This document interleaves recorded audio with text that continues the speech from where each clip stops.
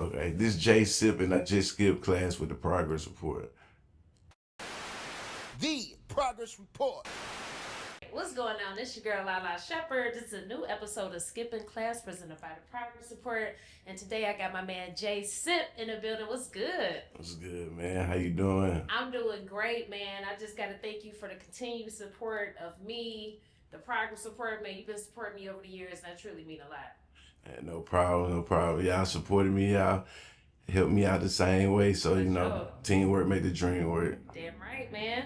Well, let everybody know, what all do you do and where are you from? Okay, I'm from Meridian, Mississippi. Born and raised. And what I do now, I'm in school for being an audio engineer. So producer / engineer, and I'm an artist as well. So I do all three right now. Respect, man. I love that. We definitely gonna talk about the school aspect. Being that we at the Progress Report, that's our thing. Right. But when did you start your music journey? When did you get interested in just doing music at all? To be honest, I always been interested in music since I was about probably 9.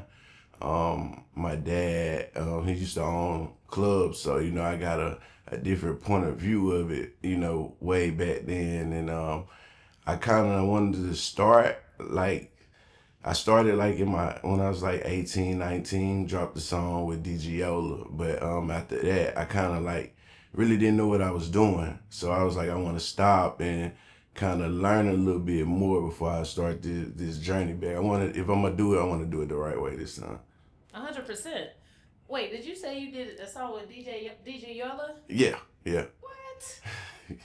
You can't just bypass that, man. Anybody that know him, he's a Southern legend that's currently locked up. I don't know how long, but man, let's not bypass that. Talk about that experience. Yeah, Yola's definitely a legend. He was a good guy from when I met him. My experiences with him, I was around 18, 19 at that time. I came to Atlanta. We got in the studio, did the song, shot the video here too. And, after that, we kept in contact. We used to talk all the time. I was in the military at that time, and I know a lot of things happened with him. Some of those things weren't the best things, but I pray for better days for that brother and a good mindset for him too going forward. That part, man. That part, because at that time, what's the two workers? I'm a dog and I ain't gonna let a... Yeah, it was crazy. Still smashing at the time, yeah. Wow, still going crazy. Still going crazy, yeah. That's you hard. Can't bypass that either, yeah. That's hard. Okay, and I thought it was very interesting to learn too that your dad, so you said your dad ran clubs, owned clubs? Yes. I know. About that. For what I can remember, I know he started off just running one. I think he was running one for somebody or renting it, doing it that way. And then I watched him kind of grind up and go get his own club, And then I also seen, how things happen over time. Things fall off, people get older, your mindset changes. But I'm grateful for those life experiences because I learned a lot just sitting there watching as a kid, I bet. Okay, so we were talking about the club. Tell me some learning lessons being at the club and just being young, and what did you take away? To never go in the club business. To be honest, I took that part away from it. Why so? It's a headache. I can only imagine. It's definitely a headache from what I saw growing up, but you learn how to do good business watching others though. I definitely learned that from my father and watching him come up during that time.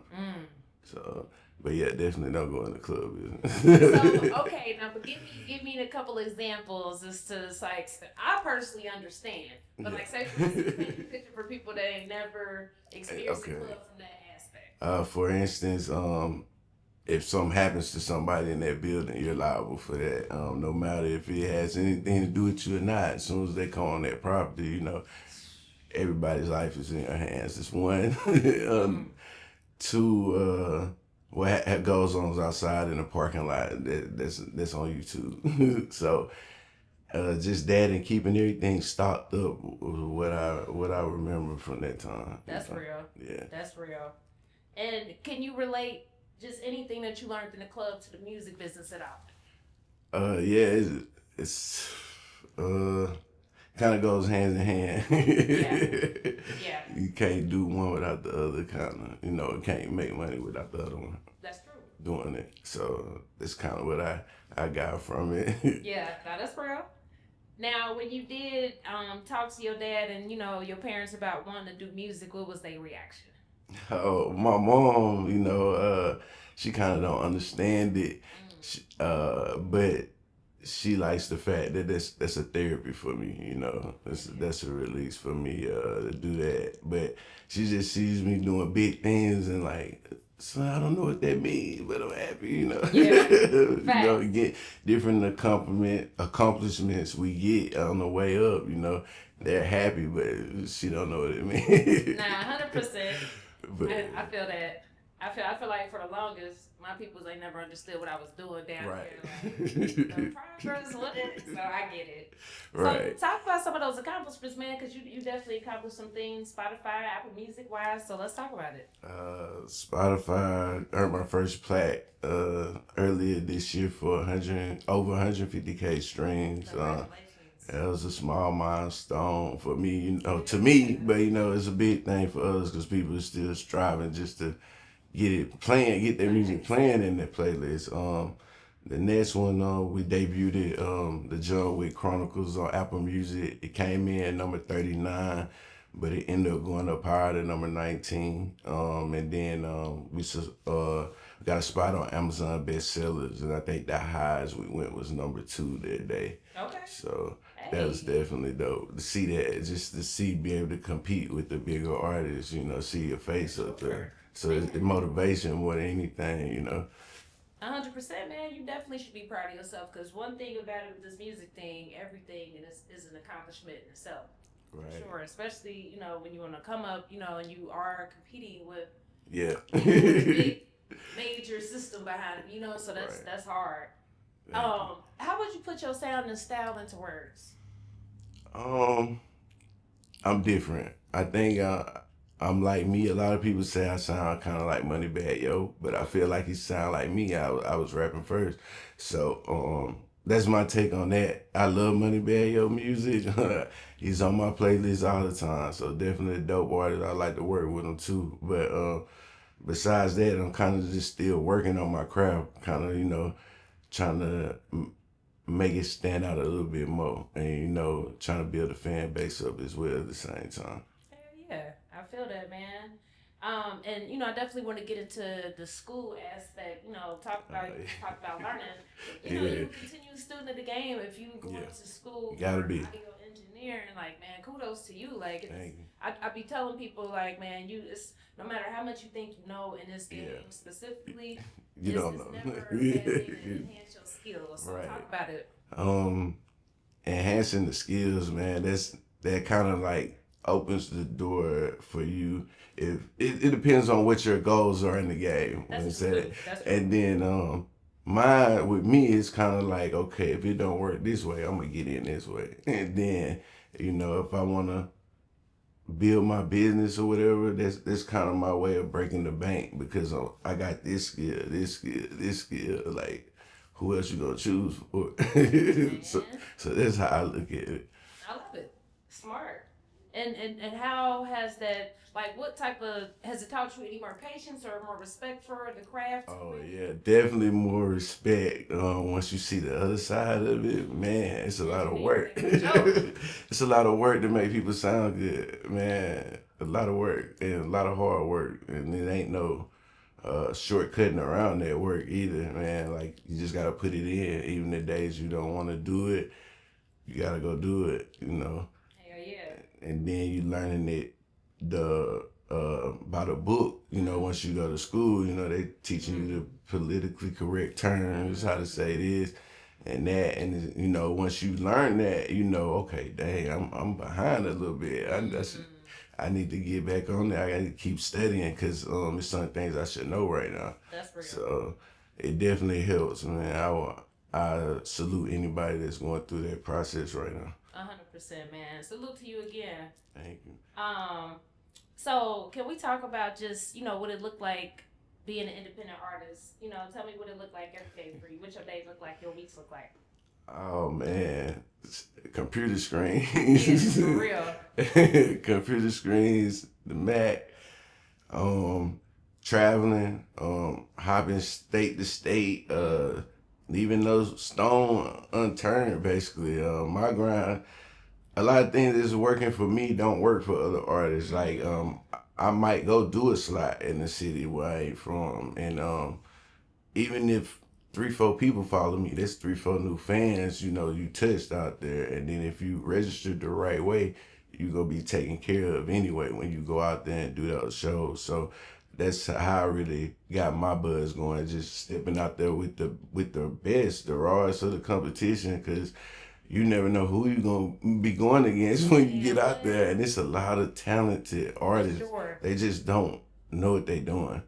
There's a lot of people that don't get the same opportunities we get, so it made me go a little bit harder right there, just looking at it like that. That's real, man. And speaking about opportunities, can you tell us about some of the people that you opened up for and shared the stage with, man? Because you work with some big names. Man, especially here, Derez Deshon, Yellow Beezy before, D-Baby, Webbie, it goes on. Then I collaborated with the artists I collaborated is J Money, DG Yola, Kia Shine, Waco Tron, and that's all for right now. But you know, it's more on the way. Hell yeah, those some big names, man. Love that, man. And also too, I thought it was dope to learn, man. Just why is it important for you to give back and partner with the Boys and Girls Club, and you know, just be a pillar in your community. That's a big thing because the youth, you know, they're the future. When I was younger, they came back and poured into us, you know, the older people that was, you know, the OGs, or whatever you want to call them, the older people around in the community, they came back and gave to us. So, you know, when I get a chance, whenever I get home, you know, I always stop and do some community service, no matter what it is. I'm doing something, you know, even if it's just my time, you know. I feel like that's more important than money, your time. For sure, no, I respect that, man. That's too hard. So if people haven't listened to you yet, they haven't worked with you yet, why should they listen to you? Oh man, I got some dope material that's already out, and then we definitely got the album dropping the end of October, and that's hosted by Gutta TV. So it's definitely gonna be one for the books right there. I'm excited for that one. Man, that's hard. That's my guy. I love that for you, man, and I love how you building your own genuine relationships with the right people. It's certain names that you say, and I'm like, damn, my boy on to something. So I love that, man. So you know, it's definitely dope to see people from other cities and states traveling, doing what they need to do, and I really salute that shit for sure, man. Salute y'all doing the same thing. Right. I see y'all grinding, and all the artists y'all collaborate with. It's motivation for me, you know. I use that to keep going too. That part, you already know we're gonna keep doing that. Now, speaking of that, our keyword progress, you know, we're gonna keep progressing, but what does our keyword progress mean to you? Elevation. Never being at a standstill. Like, don't sit nowhere too long, man. Just keep moving. Even if you don't know where you're going, if you just keep your legs moving, you're gonna get there, you know. So just don't stop. And not only just don't stop, because I hate when people tell other people that. I'm not gonna say just don't stop. Don't stop, but also learn while you going. Don't stop learning. You know, just don't stop learning. That part, I definitely agree with you 100%, man. So besides the project, what else you got coming up? Merch. I'm working on the merch. That's what's coming next. WGF, Work Ground Flex merch, definitely on the way. Websites, all of that. So I'm really looking forward to that part too. Okay, love that, man. Well, let them know your social media. Where can they find you at? Instagram, J Sipp 601. Facebook the same, and my YouTube channel, I think everything is the same, J Sipp 601. So you'll be able to find me on all those, and I'm on all streaming platforms as well. So no matter what you're listening to, I'm on that platform. You can check it out, you know.